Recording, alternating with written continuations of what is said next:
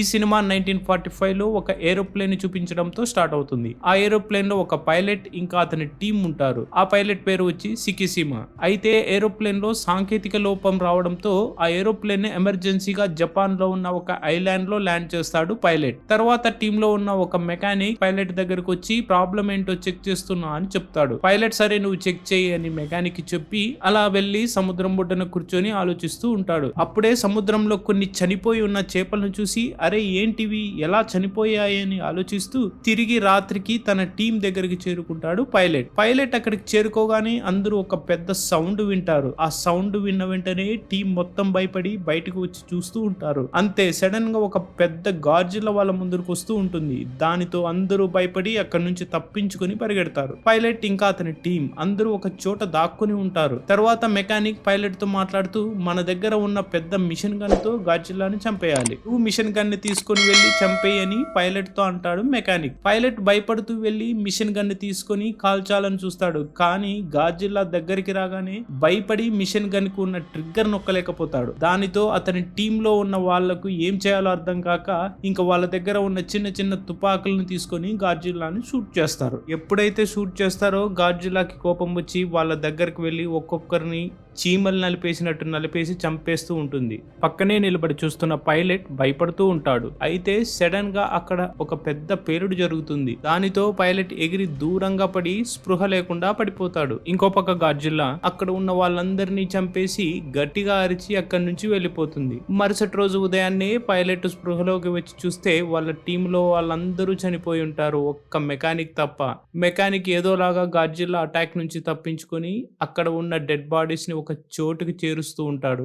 అప్పుడే pilot mechanic ని చూసి అతని దగ్గరకు వస్తూ ఉంటాడు. పైలట్ ని చూసిన మెకానిక్ కి చాలా కోపం వచ్చి అతని దగ్గరికి వెళ్లి నువ్వు మిషన్ గన్ తో షూట్ చేయకపోవడం వల్లే ఇదంతా జరిగింది, ఇంతమంది చనిపోయారు అని అతనితో గొడవ పడతాడు మెకానిక్. అదంతా విన్న పైలట్ బాధపడుతూ ఏడుస్తూ ఉంటాడు. కట్ చేస్తే నెక్స్ట్ సీన్ లో పైలట్ తన సొంత నగరమైన టోక్యోకి వెళ్ళిపోతాడు. అక్కడికి వెళ్ళాక చూస్తే బాంబు దాడి వల్ల ఊరు మొత్తం నాశనమై ఉంటుంది. తన ఇంటి దగ్గరికి వెళ్లి చూస్తే అది కూడా నాశనమై ఉంటుంది. అప్పుడే పైలట్ దగ్గరికి వాళ్ళ పక్కింట్లో ఉన్న ఒక ఓల్డ్ లేడీ అతని దగ్గరికి వచ్చి నా కొడుకు బాంబు దాడిలో చనిపోయాడు అని చెప్పి ఏడుస్తూ ఉంటుంది. మా అమ్మ నాన్న బ్రతికే ఉన్నారా అని ఆమెను అడుగుతాడు పైలట్. లేదు వాళ్ళు కూడా చనిపోయారు అని చెప్పి బాధతో అక్కడి నుంచి ఆమె వెళ్ళిపోతుంది. తరువాత పైలట్ అక్కడే ఉన్న పోలీసుల దగ్గరకు వెళ్తూ ఉంటే ఒక లేడీ, ఆమె పేరు నోరి, ఒక చిన్న పాపను పట్టుకుని పరిగెత్తుకుంటూ పైలట్ దగ్గరకు వచ్చి ఆ పాపని అతని చేతిలో పెట్టి అక్కడి నుంచి వెళ్ళిపోతుంది. దానితో అతను చేసేదేమీ లేక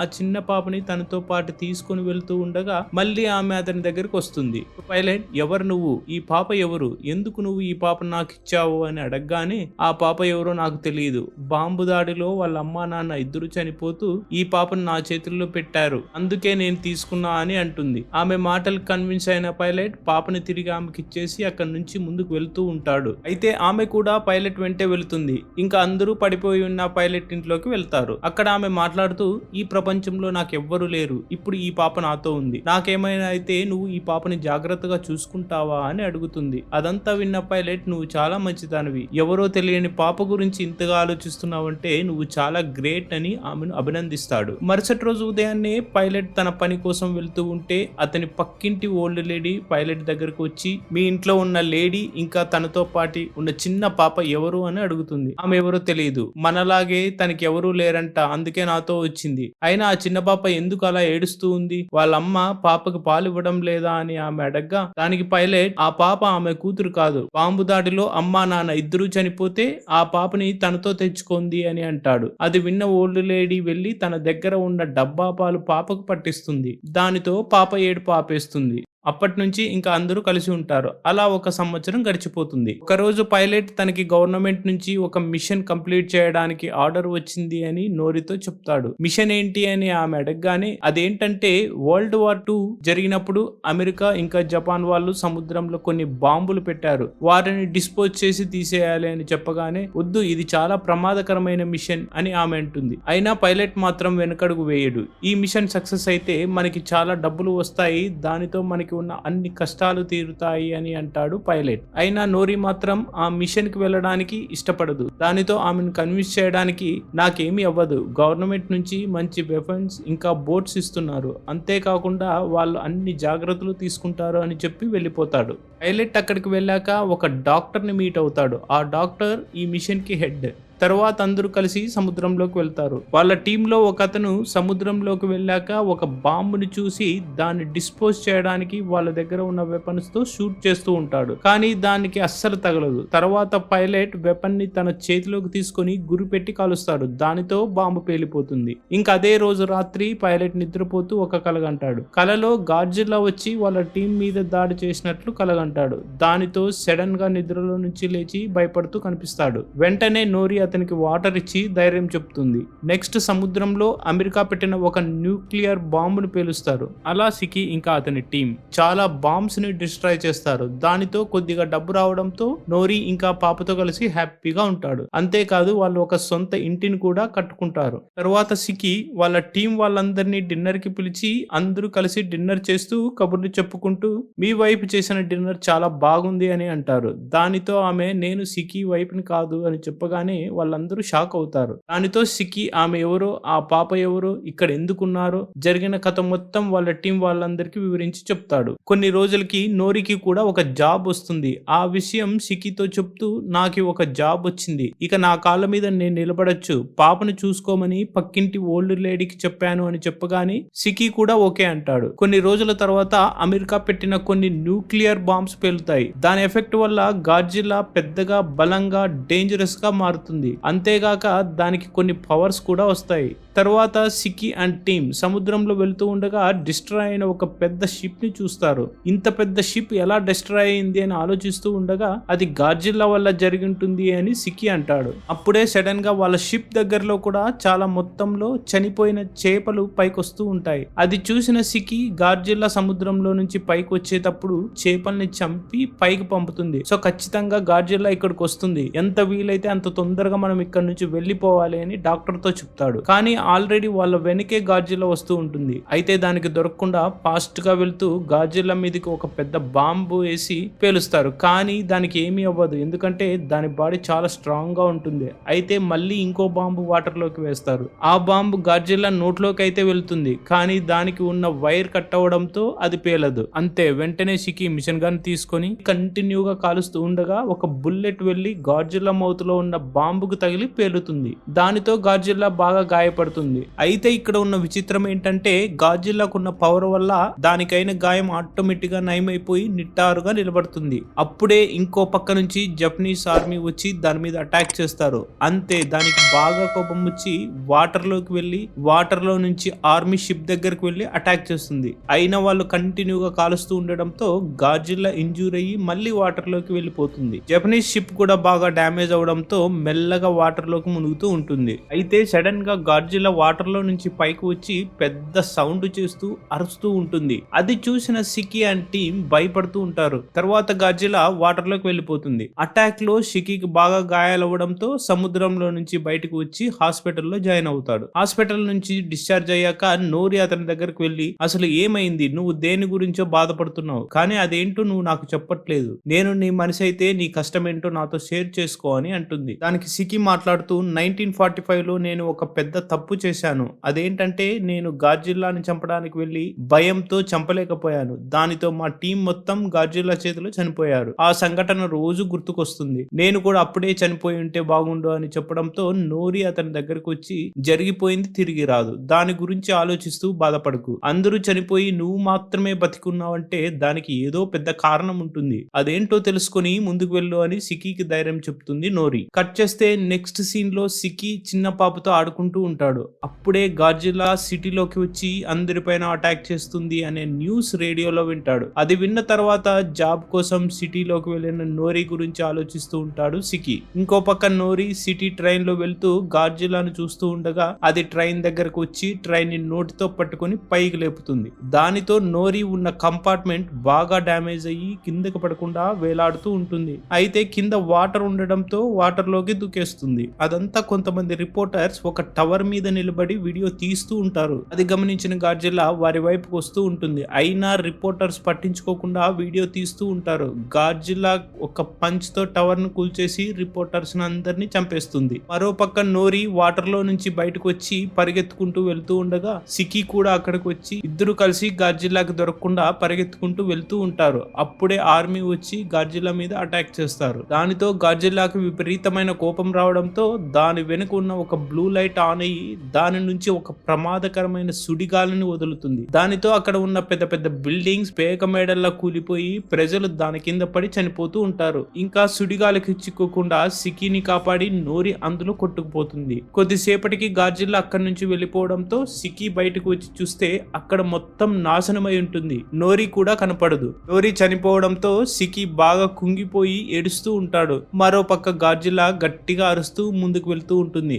దాన్ని చూసిన సికికి చాలా కోపం వచ్చి దీన్ని ఎలాగైనా చంపేయాలని గట్టిగా అరుస్తాడు. మరోపక్క నోరి చనిపోవడంతో ఆమెకు సంతాపం తెలుపుతూ చిన్న పాపని మేనేజ్ చేస్తూ ఉంటాడు సికి. తర్వాత డాక్టర్ మాట్లాడుతూ గాడ్జిల్లాని చంపడానికి నా దగ్గర ఒక ప్లాన్ ఉంది. ఆ ప్లాన్ ని అమలు చేయడానికి గవర్నమెంట్ మనకు సపోర్ట్ చేస్తుంది. దాని ద్వారా గాడ్జిల్లా ఆట కట్టిద్దామని అంటాడు. ఇంకా స్పెషల్ టీమ్ లో ఉన్న అందరూ ఒక చోటుకి చేరుకుంటారు. స్పెషల్ టీమ్ హెడ్ మాట్లాడుతూ గాడ్జిల్లా వల్ల మనకి చాలా ప్రాణ నష్టం, ఆస్తి నష్టం జరిగింది. దాన్ని ఎలాగైనా అరికట్టాలి. దానికోసం డాక్టర్ ఒక ప్లాన్ వేశాడు. ఆ ప్లాన్ ద్వారా ఆపుదామని అంటాడు. అదంతా విన్న స్పెషల్ టీమ్ లో వాళ్ళు మాట్లాడుతూ ఆ గాడ్జిల్లాని మా కల్లారా చూసాం. అది చాలా పవర్ఫుల్, ఇంకా చాలా డేంజరస్. దాన్ని ఆపడం మన వల్ల కాదు అని అంటారు. అప్పుడే డాక్టర్ మాట్లాడుతూ నేను ఒక నేవీ ఆఫీసర్ ఇంకా సైంటిస్ట్ ని కూడా. ఇంతకు ముందు గాడ్జిల్లా మీద అటాక్ చేసి సక్సెస్ అయ్యాము. మేం చేసిన అటాక్ వల్ల గాడ్జిల్లా ఫేస్ బాగా డ్యామేజ్ అయింది. అయితే దానికి ఉన్న పవర్ వల్ల గాయం నయమైపోయి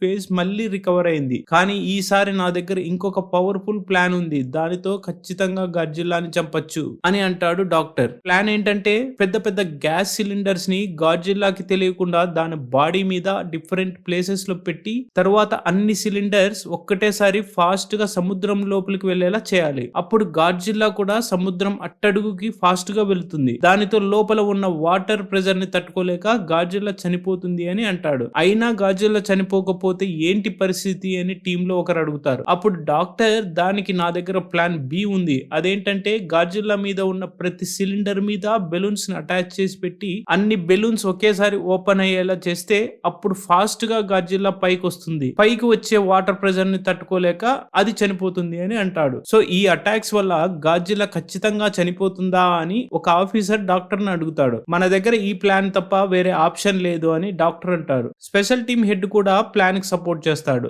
నెక్స్ట్ డాక్టర్ సికి ఇంకా టీం అందరూ కలిసి డిన్నర్ చేస్తూ ఉంటారు. అప్పుడు డాక్టర్ మాట్లాడుతూ ఈ ప్లాన్ అమలు చేయాలంటే మనకి సిలిండర్స్ తో పాటు ఒక ప్లేన్ కావాలి. ఆ ప్లేన్ లోపల ఫుల్ గా వెపన్స్ పట్టేలా ఉండాలి. అది చేయాలంటే ఒక మంచి మెకానిక్ కావాలి అని చెప్తాడు. అది విన్న సికికి తన ఫ్రెండ్ ప్లేన్ మెకానిక్ గుర్తొచ్చి నా ఫ్రెండ్ మెకానిక్ ఉన్నాడు, తానైతే మనం అనుకున్నది అనుకున్నట్లే చేస్తాడు అని చెప్పి మెకానిక్ ను వెతుక్కుంటూ వెళ్తాడు. సికి ఎప్పుడైతే మెకానిక్ దగ్గరికి చేరుకుంటాడో సికిని చూసిన వెంటనే మెకానిక్ కి కోపం వచ్చి నీ వల్ల మొత్తం మన టీం మెంబర్స్ చనిపోయారు అని అతన్ని కొడతాడు. నేను చేసింది తప్పే, ఆ తప్పును సరిదిద్దుకోవాలని వచ్చాను. గాడ్జిల్లాని చంపడానికి మనకి ఒక అవకాశం వచ్చింది. దాన్ని చంపడానికి ఒక ప్లేన్ కావాలి. అది నువ్వు మాత్రమే చేయగలవు అని అంటాడు. సికి చెప్పిన మాటలకు కన్విన్స్ అయిన మెకానిక్ ప్లేన్ చేయడానికి ఓకే చెప్పి అతనితో పాటు కలిసి ప్లేన్ తయారు చేసే ప్లేస్ కి వెళ్లి ప్లేన్ తయారు చేయడం స్టార్ట్ చేస్తాడు. ఇంకో పక్క డాక్టర్ కూడా వెపన్స్ ని గ్యాస్ సిలిండర్స్ ని పెద్ద పెద్ద షిప్స్ లోకి పెట్టిస్తూ ఉంటాడు. కొన్ని రోజులకి ప్లేన్ రెడీ అవుతుంది. ఇంకా గాడ్జిల్లాని చంపడానికి వెళ్లడమే తరువాయి. అయితే యుద్ధానికి వెళ్లే ముందు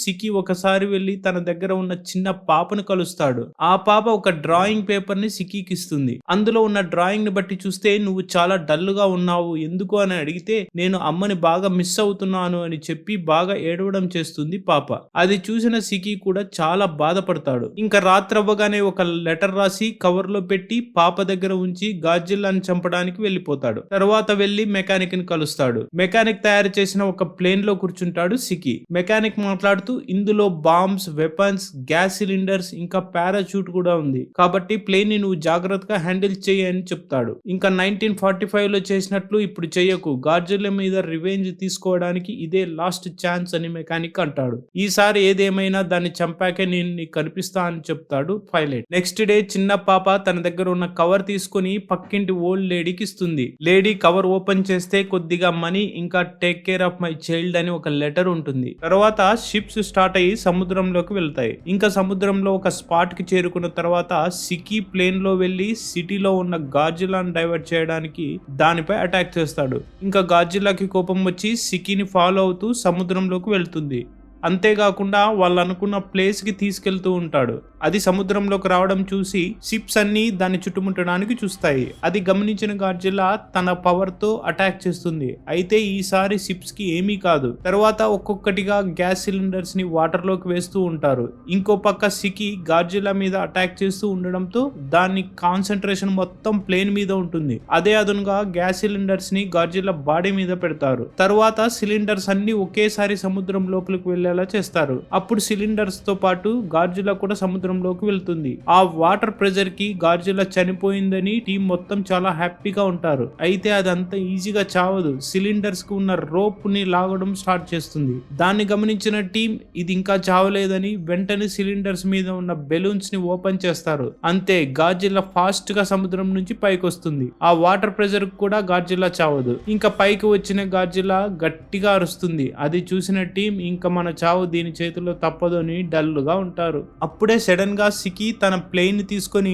డైరెక్ట్ గా గాడ్జిల్లా మౌత్ లోపలికి తీసుకెళ్లి ప్లేన్ పేలిపోయేలా చేస్తాడు. దానితో గాడ్జిల్లా ముక్కలు ముక్కలుగా పేలుతుంది. గాడ్జిల్లా అయితే చనిపోయింది, కానీ సికి కూడా చనిపోయాడు అని అందరూ బాధతో ఉంటారు. అయితే సికి తెలివిగా ప్లేన్ లో ఉన్న పారాషూట్ ఓపెన్ చేసి తప్పించుకొని ఉంటాడు. సికిని చూసిన అందరూ హ్యాపీగా ఉంటారు. ఇంకా సికి చేసిన సాహసానికి అందరూ సెల్యూట్ చేస్తారు. రేడియోలో ఆ న్యూస్ విన్న మెకానిక్ చాలా సంతోషిస్తాడు. మిషన్ కంప్లీట్ అయ్యాక అందరూ తిరిగి బేస్ లొకేషన్ కి తిరిగి వస్తారు. అక్కడికి వచ్చిన వెంటనే మెకానిక్ వెళ్లి సికిని హగ్ చేసుకుని నీ సాహసంతో ఈసారి గాడ్జిల్లాని చంపేసి నువ్వు సాధించావని అంటాడు. ఇంకా ఫైనల్ గా ఓల్డ్ లేడీ చిన్న పాపని ఒక లెటర్ ని తీసుకుని సికి దగ్గరకు వచ్చి ఇస్తుంది. ఆ లెటర్ చూసిన సికి షాక్ లో ఉంటాడు. ఎందుకంటే ఆ లెటర్ రాసింది నోరి. ఆమె ఇంకా బ్రతికే ఉంది. వెంటనే పాపతో కలిసి ఇంటికి తిరిగి వచ్చి నోరీని కలుస్తాడు. నోరి గాడ్జిల్లా అటాక్ నుంచి ఏదోలాగా బయటపడి ఉంటుంది, కానీ ఆమెకు గాయాలై ఉంటాయి. ఇంకా ముగ్గురు కలిసి ఎంతో సంతోషంగా ఒక ఫ్యామిలీ లాగా ఉంటారు.